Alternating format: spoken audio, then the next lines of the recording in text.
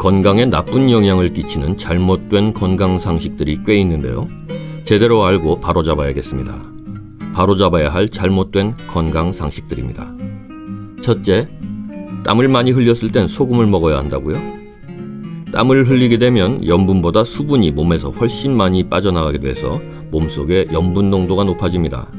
여기에 소금까지 먹게 되면 몸속의 염분 농도는 더 높아지고 장에서 염분을 흡수하기 위해 수분이 위와 장에 집중되죠. 결국 몸의 탈수 현상이 가속됩니다. 따라서 땀을 많이 흘리면 꼭 충분한 물을 마셔야 합니다. 둘째, 목이 뻣뻣하면 고혈압일까요?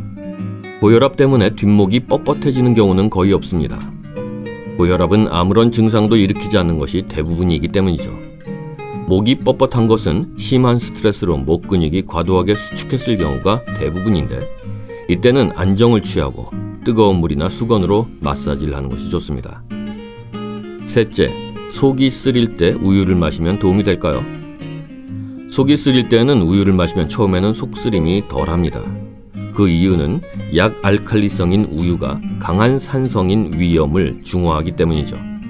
그러나 우유의 단백질을 분해하기 위해 위산이 더 많이 분비되기 때문에 위가 나쁜 사람이 속이 쓰릴 때마다 습관적으로 우유를 마시면 좋지 않습니다. 특히 궤양이 있는 사람이 자기 전에 우유를 마시면 더욱 악화될 수 있으니 금해야 합니다. 넷째, 소변은 참으면 병이 되기 때문에 소변을 자주 보는 게 좋다고요? 소변이 딱히 마렵지 않은데도 틈만 나면 화장실에 가는 사람이 있습니다.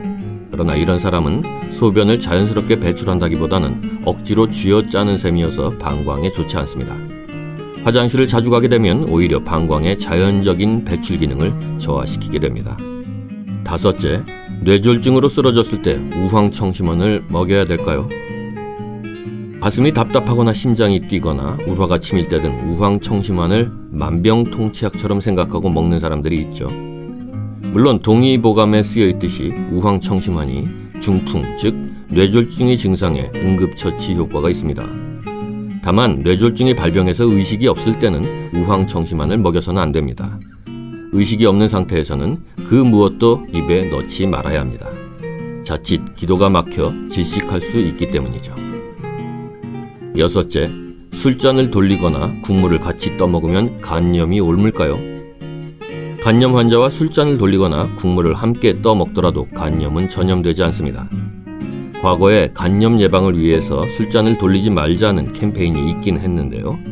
간염 예방보다는 과음을 줄이기 위한 목적이었다고 합니다.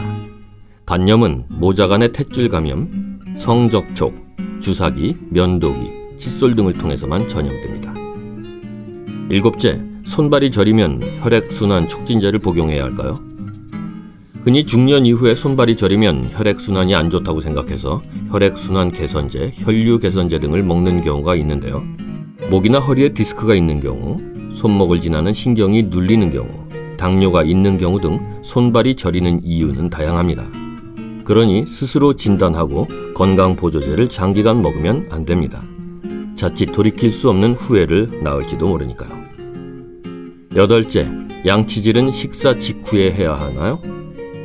양치질은 식사 직후에 하는 것보다 30분 정도 지난 뒤에 하는 것이 낫다고 합니다. 침이 입안에 있는 산을 중화시킬 기회를 줘야 한다는 거죠. 오히려 식사 직후에는 입안이 산성으로 변해 있는 상태이기 때문에 치아 표면을 보호하는 에나멜질이 약해질 수 있고, 그때 양치질을 하면 치아 표면을 손상시킬 수 있다고 합니다. 일곱째, 헬스장에는 매일 가는 게 좋을까요? 그렇지 않다고 합니다. 근육이 운동 사이에 회복할 시간이 필요하다는 거죠. 헬스장에 가는 이상적인 횟수는 일주일에 4-5번입니다. 몸에 여유를 줘야 더 건강해집니다. 네, 오늘은 건강에 나쁜 영향을 끼치는 잘못된 건강 상식들에 대해서 알아봤습니다.